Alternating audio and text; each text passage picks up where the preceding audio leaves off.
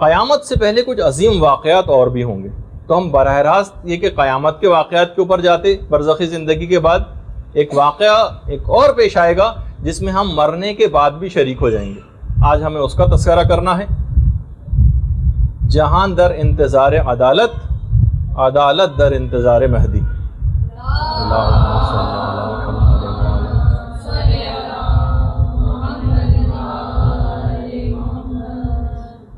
دنیا کو ہے جس مہدی برحق کی ضرورت، ہے جس کی نگاہ زلزلہ عالم افکار.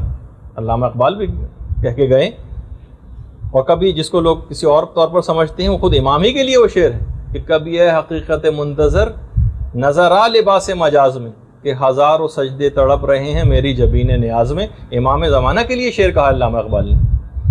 زمانہ بہت تیزی کے ساتھ امام کے ظہور کبریٰ کی طرف بڑھ رہا ہے. اکثر علماء کے نزدیک تو امام کا ظہور صغریٰ ہو چکا ہے اور امام کچھ لوگوں کے لیے ظاہر ہو چکے ہیں، اور جس کی ہم تفصیل میں تو ابھی نہیں جائیں گے. دیکھیے بعض اوقات ایسا ہوتا تھا کہ ایک زمانہ تھا کہ 50 سال 60 سال 70 سال گزر جاتے تھے اور امام زمانہ کے ظہور کی کوئی ایک مشکل سے نشانی پوری ہوتی تھی. پچھلے 6 ماہ سے 8 ماہ کے عرصے میں ظہور کی 70 سے زائد نشانیاں پوری ہوئیں. اس پچھلے جن علماء نے کام کیا اس موضوع پر، وہ فرماتے ہیں اس پچھلے 6 سے 8 مہینے کے اندر 70 سے زائد نشانیاں پوری ہوئی ہیں ظہور کی.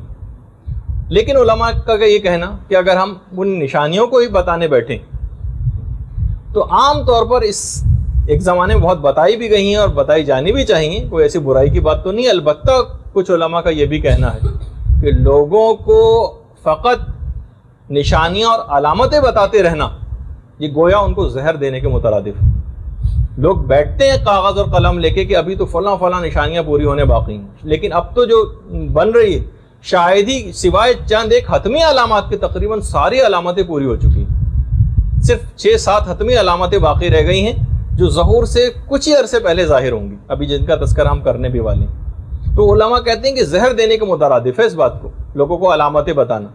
لوگ یہ سوچتے ہیں کہ ابھی تو امام کے آنے میں بہت ٹائم، اور غفلت کا شکار ہو جاتے ہیں.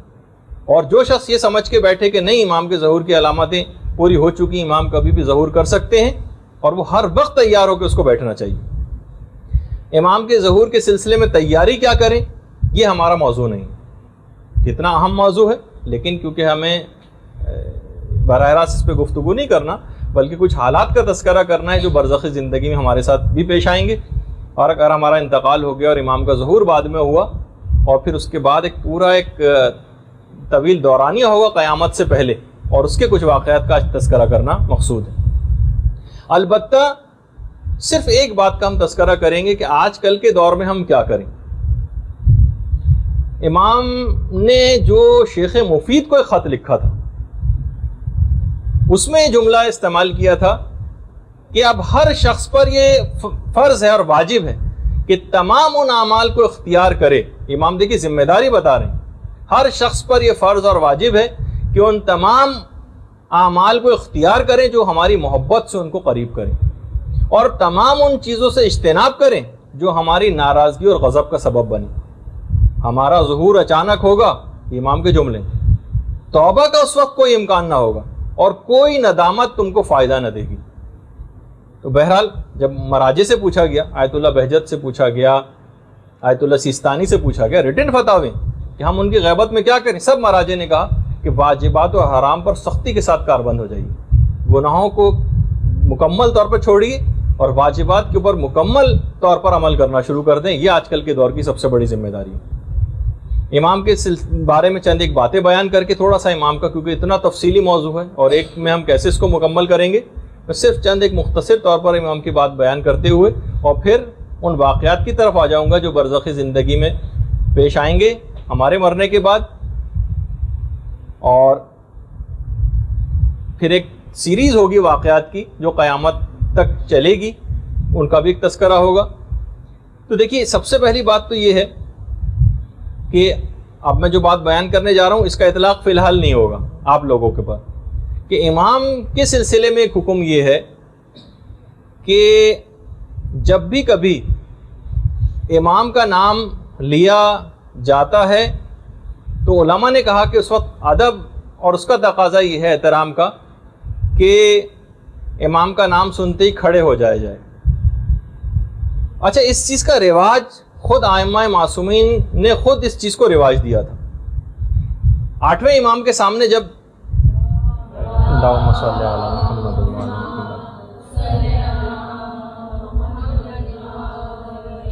جب حضرت قائم کا تذکرہ آیا تو امام کھڑے ہو گئے, اپنے ہاتھ کو سر پر رکھا اور کہا اللہم عجل فرجہ وسہل مخرجہ, پروردگار ان کا ظہور جلد فرما اور ان کے ظہور کو ہم پر آسان بھی فرما. آیت اللہ طالقانی نے ایک جملہ کہا ہے, فرماتے ہیں کہ یہ جو امام کا نام سن کر کھڑے ہو جانے کا جو حکم ہے یہ فقط احترام کے لیے نہیں ہے, فقط احترام کے لیے نہیں, کیونکہ اس احترام میں تو تمام معصومین برابر کے شریک ہیں. اس میں تو پیغمبر اسلام بدرجہ اولیٰ جو امام زمانہ سے بھی یقیناً افضل ہے وہ شریک ہے, تو ان کا نام سن کر لیکن یہ حکم نہیں, تو امام زمانہ کا نام سن کے کیوں کھڑا ہوا جائے. فرمایا کہ اس کے معنی یہ ہیں کہ گویا کھڑا ہونے والا شخص یہ اعلان کرتا ہے کہ امام آپ کے قیام میں ہر ممکن مدد کے لیے آمادہ ہوں, اور میں گویا یہ اعلان کر رہا ہوں کہ میں آپ کی نصرت کے لیے ہر ممکن طور پر تیار ہوں, اور خالی زبانی طور پر ہی نہیں, میں عملی طور پر بھی تمام اقدامات کرنے کو تیار ہوں. اپنے کھڑا ہو کے گویا وہ یہ اعلان کرتا ہے. تو خالی یہ ہم زبانی قلابے ہم کو نہیں ملانے چاہیے امام زمانہ کی ظہور کے لیے, اور صرف زیارتیں پڑھ رہے ہیں اور امام ہم آپ کے لیے بے چین ہیں اور آنکھیں آپ کو تلاش کر رہی ہیں, لیکن کرا کچھ بھی نہیں رہے امام کے لیے. امام کے مشن کے لیے کوئی کام ہی نہیں ہو رہا, ان کے آگے بڑھ کر کچھ ان کی ظہور کی راہ کو ہموار نہیں کیا جا رہا. امام کو کتنے ایسے لوگوں کی ضرورت ہوگی عالمی حکومت کے قیام کے لیے جو علم رکھنے والے ہوں گے, صاحب معرفت ہوں گے, اور فاسق و فاجر و بدکار تو نعوذ باللہ نہیں ہوں گے کہ امام ان کو مختلف عہدوں پر فائز کریں گے. ایسے افراد کی امام کو ضرورت ہوگی جو علم بھی رکھتے ہوں اور عادل بھی ہوں, گناہوں سے بھی بچتے ہوں. ایسے افراد کی تعداد میں اضافہ کر کے امام کو گویا مہیا کرنے والی بات ہے. یہ اسی وقت ممکن ہوگا کیونکہ علم, اگر تقوی کوئی انسان حاصل کرنے کی کوشش کرے اور علم اس کے پاس نہ ہو تو وہ گمراہی کی طرف بہت آسانی کے ساتھ جا سکتا ہے. علم کو پھیلانا معاشرے کے اندر ایک بہت بڑی ضرورت ہے جو امام زمانہ کے ظہور کے اندر مددگار ثابت ہوگی. اچھا پھر اس کے بعد کہ کیا امام کا نام لیا جا سکتا ہے. پہلے تو میں امام کا نام سب کو پتہ ہے کہ پیغمبر اسلام کے ہم نام ہیں امام زمانہ. باقاعدہ مستدرک الوسائل میں جملہ روایت ہے کہ جو بھی قائم کے قیام سے پہلے ان کا نام لے گا گویا وہ ان کا منکر ہوگا. یعنی امام کا نام لینا ان کی قیام سے پہلے وہ ان کا منکر شمار ہوگا. آیت اللہ سیستانی نے بھی احتیاط مستحب کے خلاف قرار دیا ہے امام زمانہ کے نام لینے کو. لیکن بہرحال جب ہمارے امام علی نقی علیہ الصلوۃ والسلام سے بھی یہ بات پوچھی گئی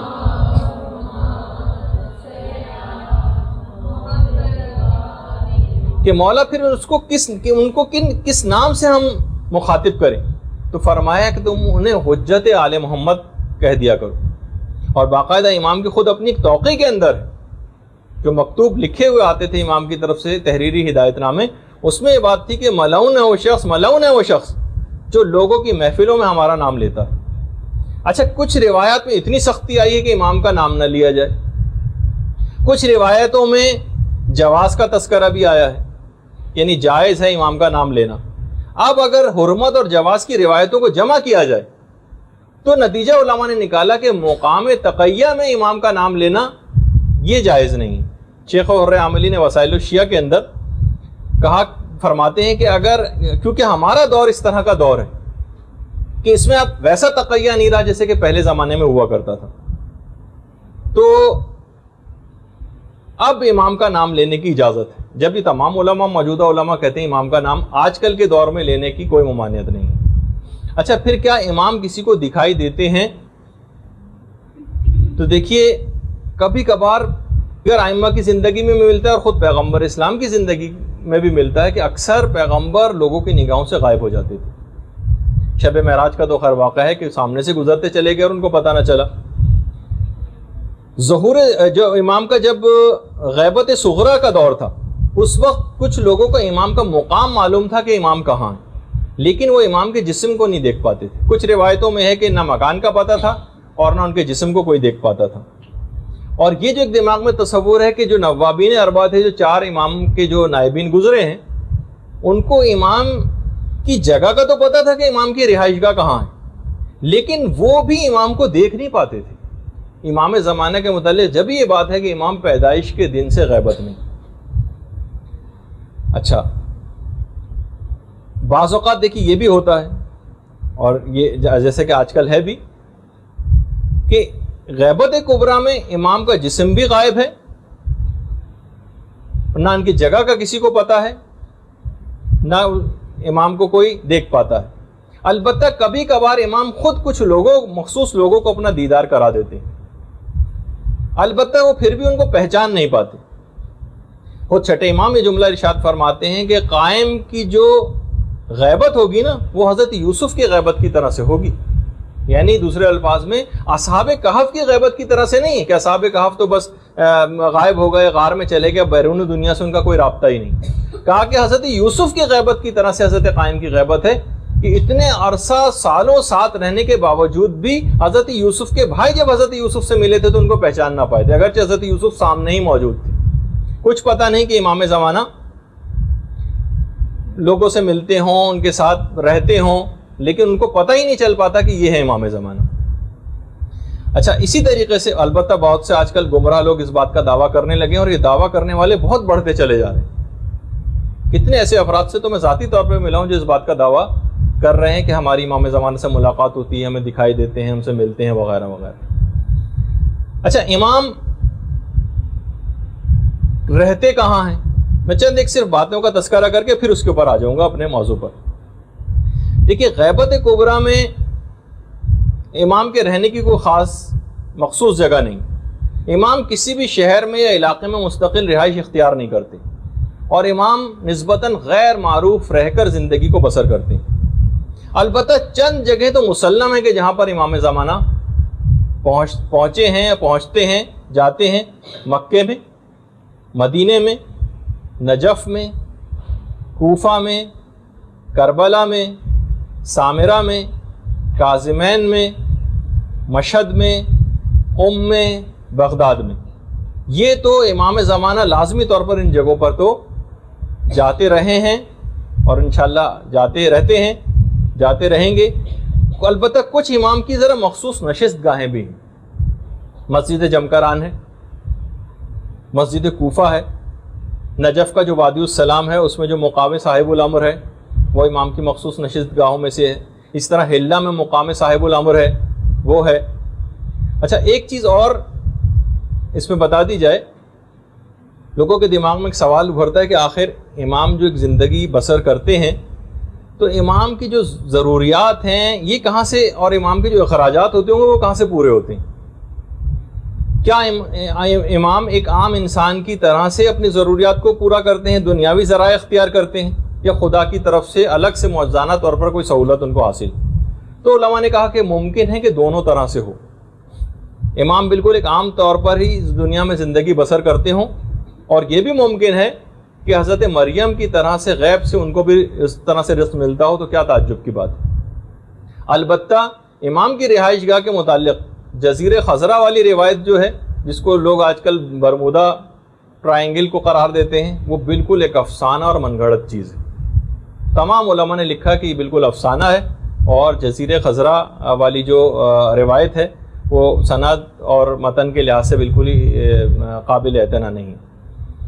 اچھا، پھر ایک سوال ہے کہ کیا امام کے بیوی اور بچے ہیں؟ اچھا، کچھ روایات ایسی ہیں کہ جس سے یہ پتہ چلتا ہے کہ امام عائلی زندگی گزار رہے ہیں، لیکن اور اس میں یہ بھی ہے کہ امام کے بیوی اور بچے ہیں، لیکن جو صحیح ترین روایات ہیں اس میں یہ ہے کہ امام کی کوئی اولاد نہیں ہے، اور اگر ہے بھی بالفرض اگر ہو بھی تو بھی خود امام کی ان اولادوں کو بھی یہ بات پتہ نہیں کہ ہم امام کی اولاد ہیں، کیونکہ طول عمر امام زمانہ کا معجزہ ہے، ان کی اولاد کا معجزہ نہیں. ان کے ازواج اگر ان کی زوجہ کوئی ہوں ان کا معجزہ نہیں. تو بہرحال کچھ علماء کا یہ بھی کہنا ہے، کہا کہ زیادہ تر جو صحیح ترین روایت ہے کہ امام کے ہاں کوئی اولاد نہیں. اچھا، کچھ روایتوں میں یہ پتہ چلتا ہے کہ ان کے ہاں اولاد ہے، بلکہ ایک کتاب لکھی بھی گئی ہے امام زمانہ کے بیٹوں کے حالات پر، میرے پاس بھی فارسی میں ہے۔ البتہ یہ کہ بہرحال علماء نے کہا کہ جو روایات اس سلسلے میں ہیں وہ اتنی صحیح نہیں ہیں، کہ کوئی صحیح ترین اوتھینٹک روایات کے اندر امام کی اولادوں کا کوئی تذکرہ نہیں۔ شیخ طوسی نے کتاب الغیبت میں مفضل ابن عمر سے چھٹے امام سے روایت ایک نقل کی۔ امام فرماتے ہیں کہ امام زمانہ کی رہائش کا نہ ان کے فرزندوں کو وہ علم ہے اور نہ کسی اور کو۔ اس سے تو یہ پتہ چلتا ہے کہ امام کے فرزند بھی ہیں۔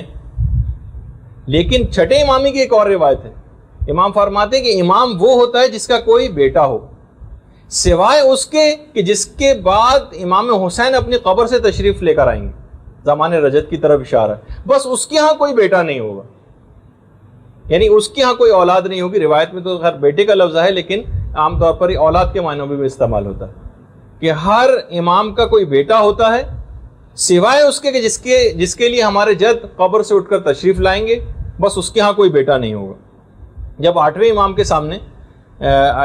امام نے اس روایت کو ذکر کیا تو علی ابن حمزہ ایک راوی تھے جو وہاں پہ بیٹھے ہوئے تھے، کہنے لگے میں قربان جاؤں امام آپ کے دادا کے سامنے بھی جب ایسا ہی ذکر ہوا تھا تو انہوں نے بھی اس بات کی تائید کی تھی۔ تو بہرحال خیر اس تحقیق کے اندر جانے کی کوئی ضرورت بھی نہیں ہے، لیکن ہم نے ایک ویسے ہی ذکر کر دیا کہ مختلف تاکہ تھوڑا سا ایک تعارف امام کا آ جائے۔ ہاں، زوجہ کے متعلق بھی کسی روایت کے اندر اس بات کا تذکرہ نہیں ہے کہ امام کی کوئی اگر ہو بھی تو ہمارے علم میں کم سے کم نہیں۔ اولادوں کے سلسلے میں ایک تھوڑی سی بحث آئی بھی ہے، زوجہ کے سلسلے میں، کیونکہ وہی میں نے کہا کہ زوجہ کا یا کسی طول عمر کا معجزہ یہ امام زمانہ سے مخصوص ہے، ان کے کسی اور رشتہ دار سے مخصوص نہیں۔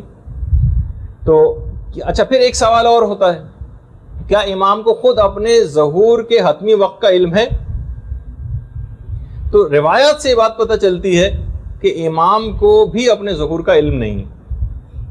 اور چھٹے امام یہ بیان فرماتے ہیں کہ خدا جب انہیں ظہور کرنا ہوگا تو خدا ان کو ظہور کا الہام کرے گا۔ امام کو جبھی امام کا ایک لقب منتظر بھی ہے، یعنی وہ خود بھی انتظار کر رہے ہیں اپنے ظہور کا۔ اچھا، ایک اور روایت ہے جو چھٹے امامی سے ہے کہ پیغمبر اسلام کی جب رحلت کا وقت قریب آیا تھا تو پیغمبر کو پروردگار کی طرف سے ایک مکتوب ملا تھا، ایک مکتوب نازل ہوا تھا اور کہا تھا کہ محمد یہ میری طرف سے تمہارے خاندان کے نجیب اور پسندیدہ افراد کے لیے۔ پیغمبر اسلام نے جبریل سے پوچھا کہ یہ نجیب افراد کون ہیں؟ تو کہا کہ یہ علی اور ان کی اولاد ہے۔ مکتوب کے اندر علیحدہ علیحدہ رقعہ جات رکھے ہوئے تھے پیغمبر نے، اور ہر رقعے کے اوپر ایک مہر بھی لگی ہوئی تھی۔ پیغمبر نے مولا سے کہا کہ اے علی، اس میں سے جو مکتوب تمہارے لیے ہے اس کی تم مہر کو کھولو اور خدا کی طرف سے دی گئی ہدایات کے اوپر عمل کرو۔ اسی طریقے سے ہر امام کے دور میں وہ رقعہ جات سیلڈ اینویلپ جو جس کو ہم کہیں اپنے زبان میں، ہدایات کو لکھے ہوئے ہر اماموں تک منتقل ہوتے رہے اور ہر امام نے اس کی مہر کو کھول کر اور اس کے اندر جو لکھی ہوئی ہدایات کے اوپر عمل کیا۔ کچھ علماء نے کہا کہ ہو سکتا ہے یہ سلسلہ جاری ہوتے ہوتے امام زمانہ تک پہنچا، اور ہو سکتا ہے کہ امام کو اس ہدایت نامے کے ذریعے اپنے ظہور کے وقت کا علم ہو سکتا ہے۔ وہ اس رقعے کے اندر جو اس طرح کی باتیں لکھی، اصول کافی کے اندر باقاعدہ یہ روایت ہے۔ اچھا، ہو سکتا ہے کہ امام اس رقعے کے ذریعے اپنے ظہور کے حتمی وقت سے واقف ہوں۔ اور ایک روایت میں یہ بھی ہے کہ پیغمبر اسلام یہ بات ارشاد فرماتے ہیں کہ ظہور سے پہلے قائم کی جو تلوار اور علم ہوگا اس میں خدا بولنے کی قوت کو پیدا کر دے گا، اور ایک آواز آئے گی، اے ولی خدا، خدا کے دشمنوں قیام کرو اور خدا کے دشمنوں کو قتل کرو۔ کافی میں بھی ہے، بہار میں بھی یہ روایات ہیں۔ اچھا، اب ایک سوال یہ ہوتا ہے کہ اتنا عرصہ ہو گیا امام نے ظہور اب تک کیوں نہ کیا؟ تو دیکھیے، ہر انقلاب کے کچھ خارجی اور داخلی عوامل ہوتے ہیں۔ اب آپ خود دیکھتی ہیں کہ جب تک ان اہداف، ان عوامل کو حاصل نہیں کیا جائے گا، جب تک کوئی بھی انقلاب بیکار ہوتا ہے، جب تک کہ مخصوص چیزیں حاصل نہ کر لیا جائے۔ خود دیکھتی ہیں آپ کہ جب حضرت عیسیٰ کو آسمانوں پر جب اٹھایا گیا تھا، اس کے 500 سال بعد پیغمبر اسلام پیدا ہوئے، اور پیدائش کے بھی 40 سال کے بعد اعلان رسالت کیا تھا۔ تو اس سے بھی آپ اندازہ لگائیں کہ بہرحال ہر چیز کا ایک مناسب وقت ہوتا ہے، موقع ہوتا ہے، اور ویسے بھی غیبت خدائی رازوں میں سے ایک راز ہے، اس کی حکمتیں سمجھ میں نہیں آتی۔ اچھا، ایک اور بات اور علماء نے بیان کی، ظہور کی امام کی کچھ علامات ہیں اور کچھ شرائط ہیں، لوگ آپس میں ان کو ملا دیتے ہیں۔ علامات جو ہوں گی نا وہ ظہور سے کچھ پہلے، اس سے کچھ قبل نمودار ہوں گی۔ اچھا، جبکہ ظہور سے براہ راست ربط ہے شرائط کا، علامات الگ ہیں امام کے ظہور کی، شرائط الگ ہیں۔ علامات ضروری نہیں کہ بیک وقت ظاہر ہوں، سالہ سال سے پوری ہوتی چلی جا رہی ہیں علامات، اور کچھ آخری وقت سے مخصوص ہیں۔ ہو سکتا ہے کہ ایک ہی وقت میں بہت ساری علامات، جیسے کہ پچھلے 6 مہینے میں 70 سے زیادہ علامات پوری ہوں، چند ایک کا تذکرہ آگے چل کے شاید آئے بھی۔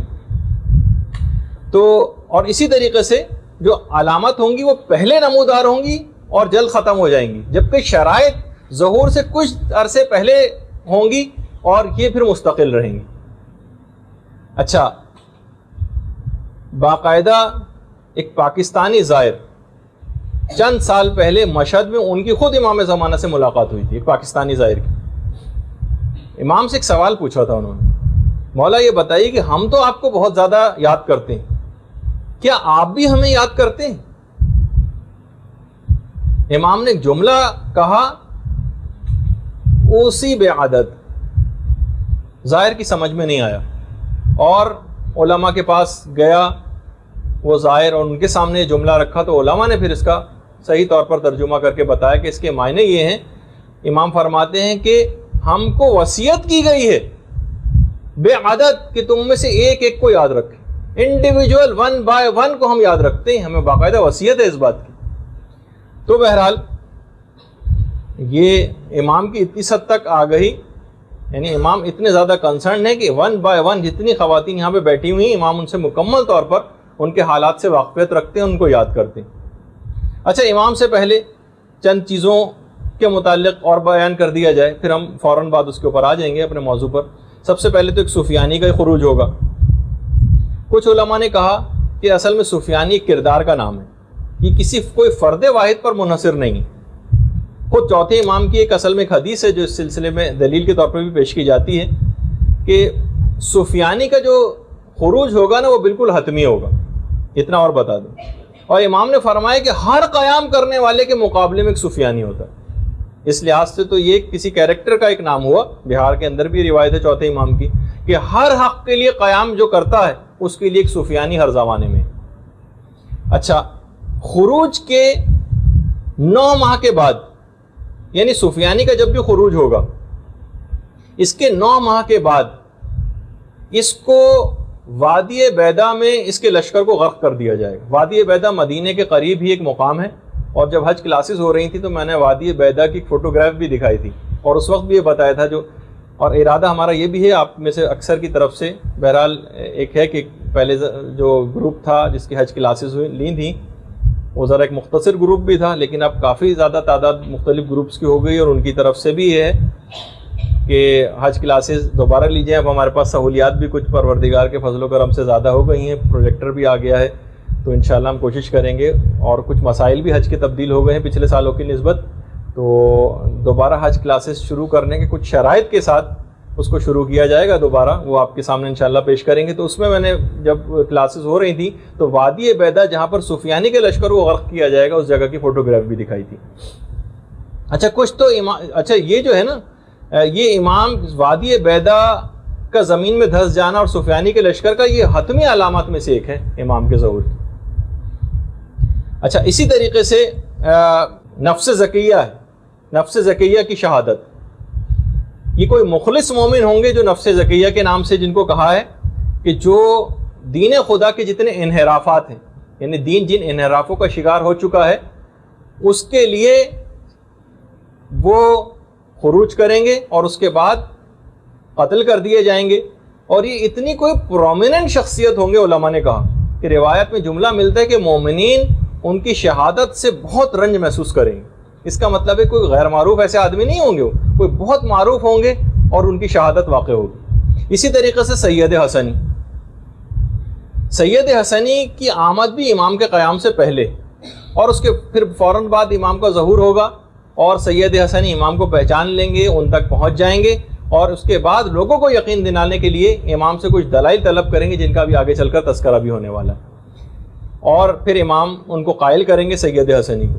اسی طریقے سے دجال کا دیکھیں میں کتنی تیزی سے گزر رہا ہوں، لیکن ان کے اندر بھی بڑی تفصیل ہے، لیکن ہمیں وہ بیان کرنا مقصود نہیں ہے، وہ آپ کتابوں میں پڑھ سکتی ہیں۔ دجال، ویسے تو دجال لغوی اعتبار سے بہت بڑے جھوٹے کو کہا جاتا ہے، فریبی، انگلش یا فرانسیسی میں سے اینٹی کرائسٹ یا دشمن مسیح کے نام سے یاد کیا گیا ہے۔ تو شیخ صدوق نے بھی ایک روایت لکھی ہے کہ یہ جو دجال ہے نا، اصل میں پیغمبر اسلام کی زندگی میں ہی پیدا ہو چکا تھا، اور پیغمبر نے اسے مصلحتاً قتل نہیں کیا تھا تاکہ یہ اس کی رسی کو تھوڑا دراز کیا جائے اور مستقبل میں یہ امام کے دور میں پہنچ جائے اور اس وقت کا دجال ثابت ہو، روایت میں یہ۔ اچھا، یہ ظہور کے ٹھیک 18 دن کے بعد، یہ امام کے ظہور کے ٹھیک 18 دن بعد خروج کرے گا۔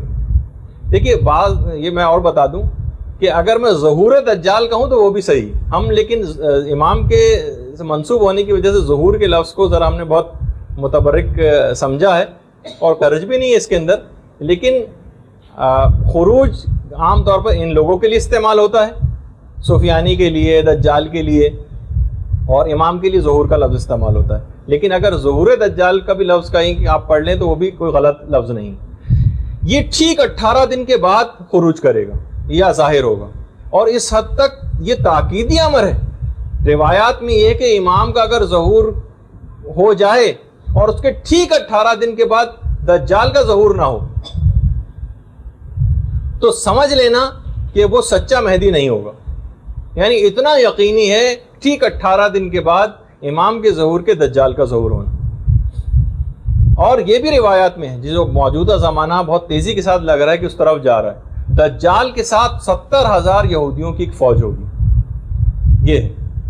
اور خروج کے بعد یہ جب خروج کر لے گا تو دجال کی ٹوٹل عمر خروج کے بعد فقط 40 روز تک ہوگی، اور اس کے بعد یہ حضرت حجت کے ہاتھوں قتل کر دیا جائے گا۔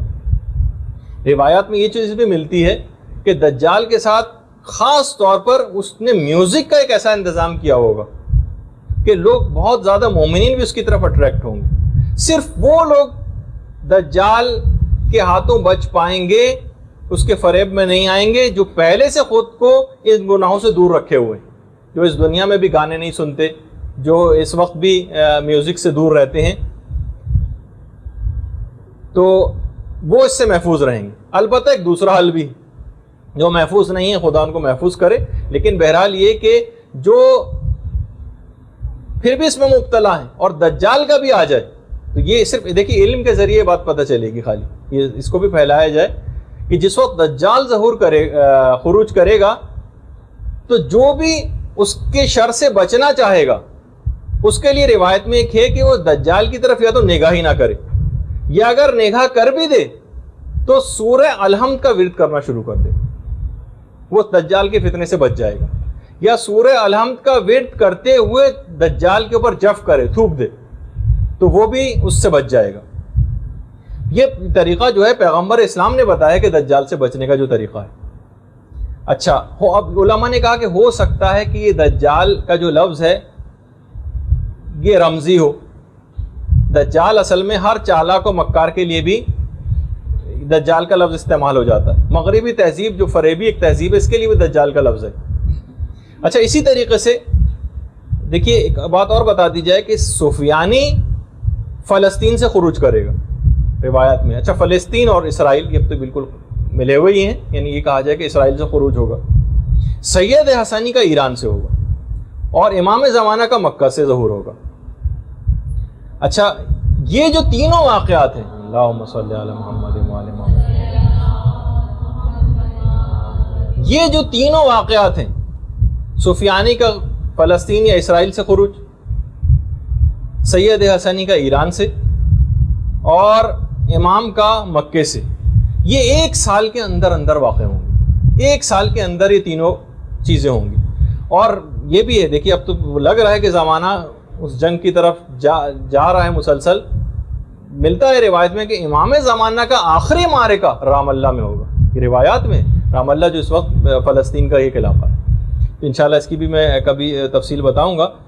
امام کے ظہور سے پہلے خاص چیز اور ہے جس میں بہت سی باتیں بھی ہم کو اس لحاظ سے بتانی ہیں جس سے بچنے کے طریقے بھی اس میں آتے ہیں کہ امام کی آمد سے پہلے ایک زوردار دھماکے چیخ کی آواز آئے گی.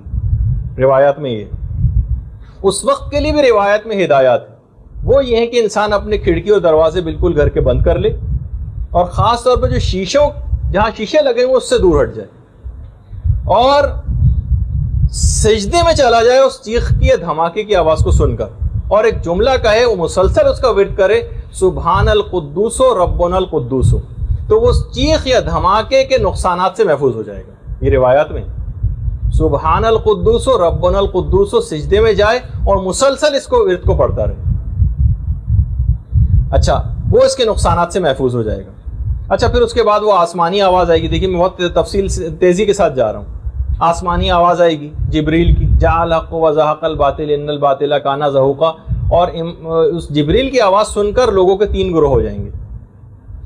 ایک گروہ تو فوراً امام کی مدد کے لیے نکل کھڑا ہوگا بغیر کچھ سوچے سمجھے, یعنی اس کو پتا ہوگا ایک مخصوص آواز آئے گی جو ہر شخص اپنی زبان میں سنے گا. معجزانہ طور پر جیسے یہ پہلا قدم اٹھائے گا اس کا اگلا قدم مکے میں ہوگا. یہ پہلا گروہ ہے جو معجزانہ طور پر اس کو ایک بہت بڑی سعادت ملے گی. دوسرا گروہ وہ ہوگا جو اس آواز سے مکمل طور پر متفق تو ہوگا لیکن وہ سوچے گا کہ بھائی ٹھیک ہے امام نے بلایا ہے لیکن بیوی بچوں کی بھی کچھ مصروف کوئی ذمہ داریاں ہیں. یہ دوسرا گروہ ہوگا. اور اس کے بعد پھر ایک اور آواز آئے گی کہ جو کہ شیطان کی آواز ہوگی کہ تمہارے رب نے فلسطین میں ظہور کیا ہے, یا اسرائیل میں جس کو کہا جائے. اور اس کے بعد پھر ایک اور آواز جبرائیل کی آئے گی کہ پہلی اس آواز کے اوپر یقین نہ کرنا, یہ جھوٹی آواز ہے. اچھا, اتنا اور بتا دیا جائے کہ باقاعدہ مفضل نے چھٹے امام سے پوچھا بھی تھا کہ مولا یہ بتائیے کہ جب یہ حضرت قائم ظہور کریں گے تو کیا یہ کچھ لوگوں کے ساتھ ہوں گے یا اکیلے ہی آئیں گے؟ تو امام نے ایک جملہ کہا تھا کہ مفضل وہ اکیلے ہی ظہور کریں گے. وہ ظہور سے ایک رات پہلے مکے میں آ جائیں گے اور مکے میں وہ رات تنہا گزاریں گے اور اس کے بعد پھر اگلے دن ان کا ظہور ہوگا.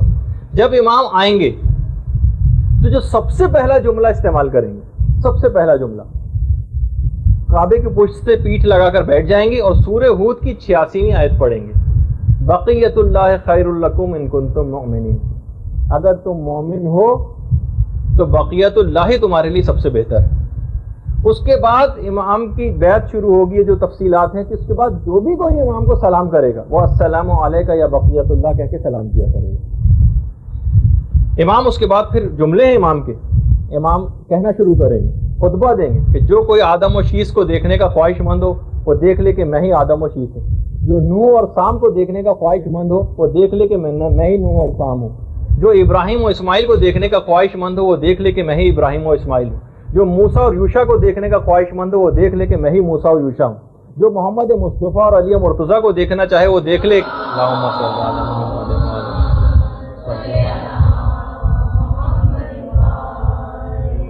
وہ دیکھ لے کہ میں ہی محمد مصطفیٰ علی مرتضیٰ ہوں. جو حسن و حسین کو دیکھنا چاہے وہ دیکھ لے کہ میں ہی حسن و حسین ہوں. جو اولاد حسین کے ائمہ کو دیکھنے کا خواہش مند ہو تو دیکھ لے وہ دیکھ لے کہ میں ہی اس نسل پاک کے معصومین کا خلاصہ ہوں.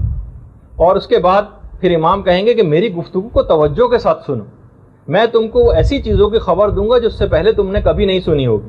اس کے بعد امام آسمانی کتابوں کی تلاوت کرنا شروع کریں گے, آدم و شیس کے صحیفوں کی تلاوت کریں گے, نوح و ابراہیم کے صحیفوں کی تلاوت کریں گے. اس کے بعد امام چاروں کتابیں توریت, زبور و انجیل و قرآن کی تلاوت کریں گے.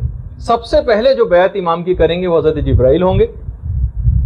جیسے ہی امام کا ظہور ہوگا, ہم اگر اس وقت انتقال کر چکے ہوئے اور ہمارے انتقال کے بعد ظہور ہوا, یہ جو مومنین انتقال کر چکے ہیں, خدا ظہور کے وقت ان مومنین کی قبور میں ایک سکون کو داخل کر دے گا, ایک سکون کو داخل کرے گا.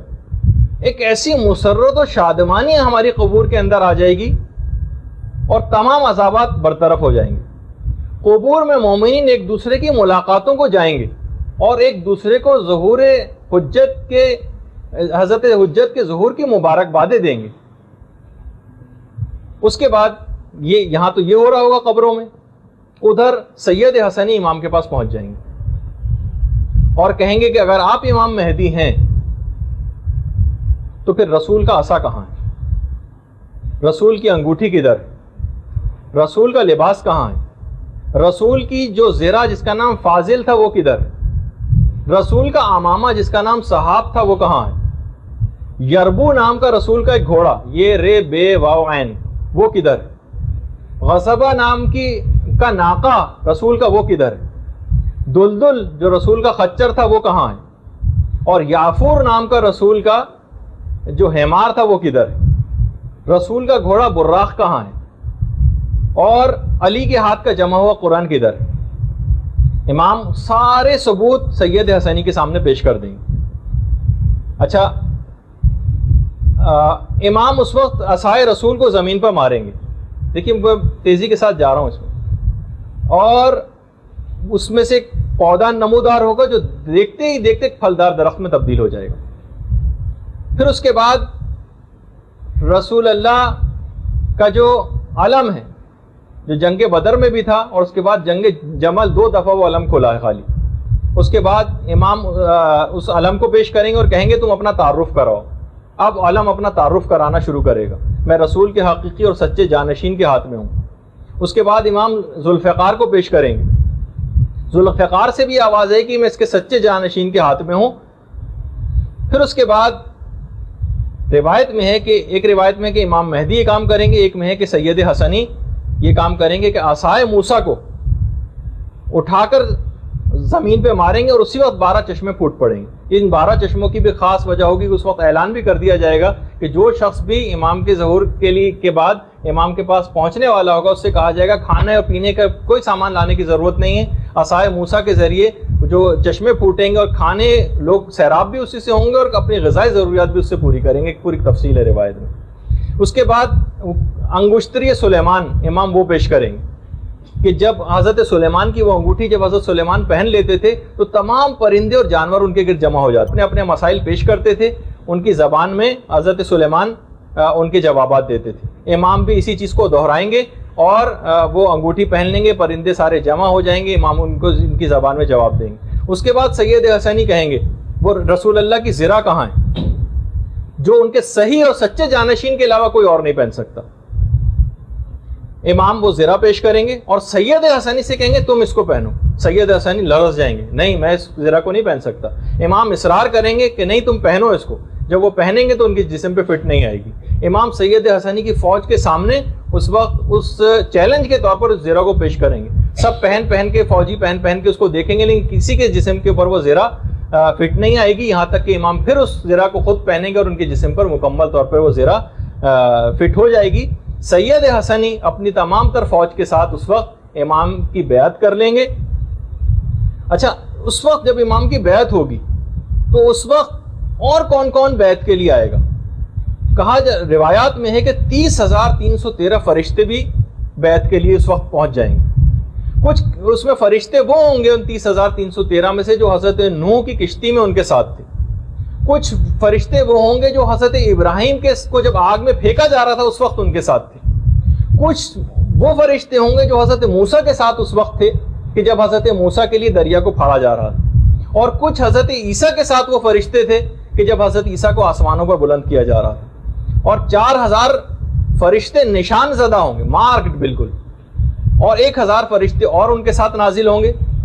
313 فرشتے وہ ہوں گے جو جنگ بدر میں پیغمبر اسلام کی نصرت کے لیے نازل ہوئے تھے، اور 4,000 فرشتے وہ ہوں گے جو امام حسین کی مدد کے لیے کربلا میں تشریف لائے تھے، اور لیکن امام نے ان کو جنگ کی اجازت نہیں دی تھی اور وہ پھر واپس نہیں گئے تھے۔ یہ فرشتے اس کے بعد پھر واپس آسمانوں میں نہیں گئے، امام کی شہادت کے بعد ان کی قبر کے ارد گرد ہی گریہ کونا ہے، بال پریشان ہیں، غبار آلود ہیں، اور یہ قیامت تک ان کا ایک سربراہ ہے ان فرشتوں کا جس کا نام منصور ہے۔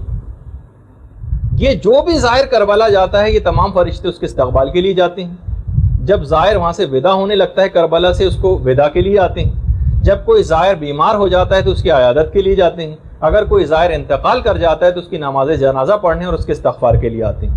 یہ سب کے سب فرشتے آسمانوں میں واپس نہیں گئے تھے، اور یہ امام زمانہ کے ظہور کا انتظار کر رہے ہیں اور یہ آپ کی نصرت کریں گے ظہور کے بعد. اچھا اس کے بعد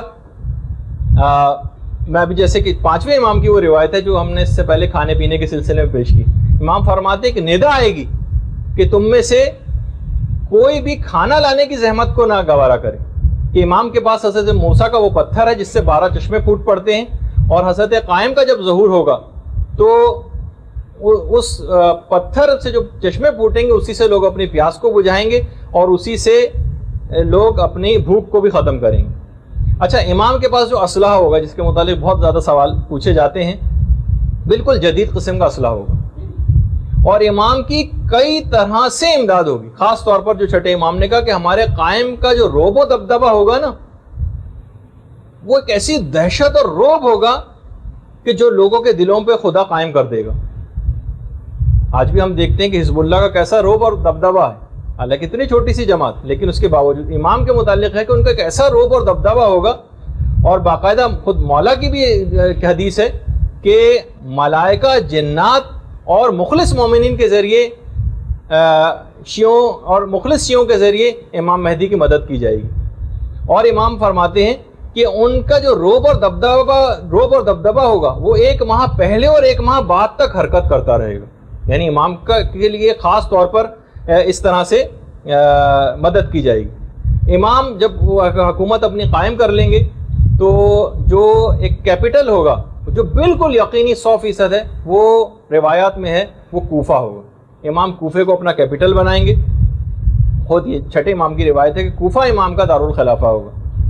اور امام مولا کائنات فرماتے ہیں کہ میں دیکھ رہا ہوں کہ قائم کے ظہور کے بعد اپنے شیعوں کو کہ وہ نزولی اعتبار سے مسجد کوفہ میں قرآن کی تعلیم دے رہے ہوں گے. قرآن جس طریقے سے نازل ہوا تھا اس کے مطابق قرآن کی تعلیم مسجد کوفہ میں دیکھ رہا ہوں کہ وہ لوگ بیٹھے دے رہے ہیں. کوفے میں امام کے ظہور کے بعد اتنی مہنگی ہو جائیں گی جگہیں, کوفہ اتنا زیادہ مہنگا ہو جائے گا, ظاہر امام کا کیپٹل ہوگا, پوری دنیا سے مومنین وہاں پر جوق در جوق پہنچ رہے ہوں کہ وہاں پر کار کو پارک کرنے کا جو کرایہ ہوگا وہی 2000 درہم ہوگا. یہ تو میں نے اپنے الفاظ میں کہا, ورنہ روایت میں جملہ یہ ہے کہ ایک بھیڑ کے بیٹھنے کی جگہ 2000 درہم ہوگی. اتنا زیادہ کوفہ مہنگا ہو جائے گا. فرشتوں کی فوجیں کوفے آ رہی ہوں گی اور جا رہی ہوں گی. کوفے کی قیمت زمین آسمان سے باتیں کرنے لگے گی. اچھا کوفے کے متعلق یہ ہے کہ اتنی برکات نازل ہوں گی کہ کوفے میں آ کر جو شخص بھی کھڑا ہو کر دعا کرے گا اسے 1000 کے برابر اجر بھی دیا جائے گا. تو اس لحاظ سے بھی امام کا جو دارالخلافہ ہوگا اس کی بھی بہت تفصیل بیان کی گئی. امام کے کچھ وزیر بھی ہوں گے, کچھ عمال ہوں گے امام کے, کچھ امام کے باقاعدہ مشیر ہوں گے. ان میں کون کون ہوگا؟ ان میں ایک تو حضرت عیسیٰ ہوں گے, حضرت عیسیٰ ہوں گے, 7 اصحاب کہف یہ افراد ہوں گے. یعنی جو 313 کا جو عدد ہے نا امام کے, ان میں پہلے ہی سے 7 اصحاب کہف شامل ہیں 313 میں. حضرت موسیٰ کے وسیع حضرت یوشع ہوں گے, یہ امام کے سارے منسٹرز کے نام ہیں. مومن آل فرعون ہوگا, قرآن میں جس کا تذکرہ ہے مومن آل فرعون کو دوبارہ اٹھایا جائے گا. سلمان فارسی ہوں گے, مالک اشتر ہوں گے, ابو دجانہ انصاری ہوں گے, اور ایک قبیلہ تھا قبیلہ حمدان, ان کے لوگوں کو دوبارہ اٹھایا جائے گا. حضرت عیسیٰ کے متعلق تو یہ کہ حضرت عیسیٰ کہیں گے مجھے آپ کا وزیر بنا کے بھیجا گیا ہے. حضرت عیسیٰ کا یہ جملہ ہوگا. امام کی جو فوج کے سالار ہوں گے ان میں ایک تو شعیب بن صالح ہوں گے جو اللہ کے ایک نبی ہیں, اور اس کے علاوہ چھٹے امام کے فرزند حضرت اسماعیل بھی ہوں گے. روایات میں ایک یہ بھی ہے کہ یہ امام کی فوج کے سالاروں کے اندر یہ لوگ افراد شامل ہیں. اس کے علاوہ حضرت عقیل ہیں, حضرت حارث ہیں, اور چھٹے امام کے جو صحابی مفضل ابن عمر یہ بھی امام کی فوج کے, یہ بھی اس فوج کے اندر شامل ہوں گے. کتنی مدت امام کی حکومت رہے گی؟ کچھ روایات میں 5 سال کا تذکرہ ہے, کچھ میں 7 سال کا ہے, کچھ میں 9 سال کا ہے, کچھ میں 40 سال کا ہے, اور کچھ میں 19 سال کا بھی ہے, اور کچھ میں 309 سال کا تذکرہ بھی. روایات یہ ہیں کہ شب و روز کا دورانیہ امام زمانے کے ظہور کے بعد تبدیل ہو جائے گا اور 1 سال 10 سال کے برابر ہوگا. اور علماء نے کہا کہ یہ جو امام زمانہ کی جو دور حکومت کی جو مدت ہے اس میں جو اختلاف روایات ہے 5, 7, 9, 19, 40 اور 309 یہ اصل میں ہو سکتا، اس میں جمع بھی ممکن ہے. یعنی مقصد یہ ہے کہ ہو سکتا ہے کہ امام کو تشکیل حکومت کرتے کرتے 5, 7 یا 9 سال لگ جائیں، اور ہو سکتا ہے کہ امام 40 سال میں اپنے اقتدار کو مضبوط کریں، کیونکہ پوری دنیا میں اقتدار کو قائم کرنا ہے جس میں عرصہ درکار ہوگا. اور اس 40 سال کے دور میں جب اقتدار ذرا امام کا مضبوط ہو جائے گا تو امام اس کے نتیجے میں پھر 309 سال تک حکومت کریں. اور علماء نے کہا کہ کیونکہ پوری دنیا کے اوپر امام کی حکومت کو قائم ہونا ہے تو اس میں جو کم مدت کی روایات ہیں وہ ذرا غیر حقیقت پسندانہ محسوس ہوتی ہیں. امید یہی ہے کہ شاید اس کے نتیجے میں پھر 309 سال تک امام زمانہ کی حکومت رہے گی. پھر امام فرماتے ہیں، ابو بصیر سے روایت ہے چھٹے امام سے، کہ جب معاملات مہدی کے ہاتھ میں آ جائیں گے تو خدا پست زمین کو بلند کر دے گا اور زمین کے پست جو بلند حصے ہیں ان کو پست کر دے گا، یہاں تک کہ دنیا ایک ہتھیلی کی مانند ہو جائے گی. اگر امام نے کہا اگر ہتھیلی پہ تمہارے کوئی بال رکھا ہو تو کیا تم اس کو نہیں دیکھ سکتے؟ اس طرح سے لوگ اس کو دیکھیں گے. بہار الانوار کی 52ویں جلد کے اندر یہ روایت ہے. اور آج بھی باقاعدہ ویب سائٹ ہے گوگل ارتھ کے نام سے، آپ چاہیں تو اس حد تک سیٹلائٹ کے ذریعے جو کیمرے لگے ہوئے ہیں وہ اتنے سینسیٹیو ہے کہ آپ اپنے گھر تک کو لوکیٹ کر سکتی ہیں. تھوڑی سی ویب سائٹ کو ان کی فیس پے کر دیجئے، اس حد تک لوکیٹ کر سکتے ہیں وہ کسی کو بھی، جو عام لوگوں کی دسترس میں کہ کسی بھی جگہ کو دیکھ لینا. یعنی جب عام لوگوں کی دسترس میں اتنی چیز ہے تو امام زمانہ کے دور میں کتنی زیادہ چیز ہوگی. آج لوگ اسی پر حیران ہیں کہ اسرائیل اتنی زیادہ سوفسٹیکیٹڈ، اس کے پاس سب آلات ہیں، وہ تو ان کو یہی حیرانگی ہوتی ہے کہ وہ اس جگہ کو مارک کرتے ہیں، وہاں پہ بمباری کرتے ہیں، پھر کیسے اسی جگہ سے راکٹ کیسے فائر ہوتا ہے یہ سمجھ میں نہیں آتا. تو بہرحال تو امام فرماتے ہیں تو اس طرح سے زوم کر کے چیزوں کو دیکھا جا سکے گا. جیسے کہ روایات میں بھی امام نے کہا کہ دنیا ایک ہتھیلی کی مانند ہو جائے گی، زمین پہ ایک کنارے پہ رہنے والا شخص دوسرے کنارے کو دیکھ سکے گا. اس کے معنی وہی ہیں کہ کوئی ایسی چیزیں اور آلات ہو جائیں گے جو کہ آج ہم کو اس کے مظاہر نظر بھی آ رہے ہیں. آج جتنا مجھے بیان کرنا تھا اس میں سے میں تقریباً فقط 40% بیان کر سکا. والسلام علیکم ورحمۃ اللہ وبرکاتہ.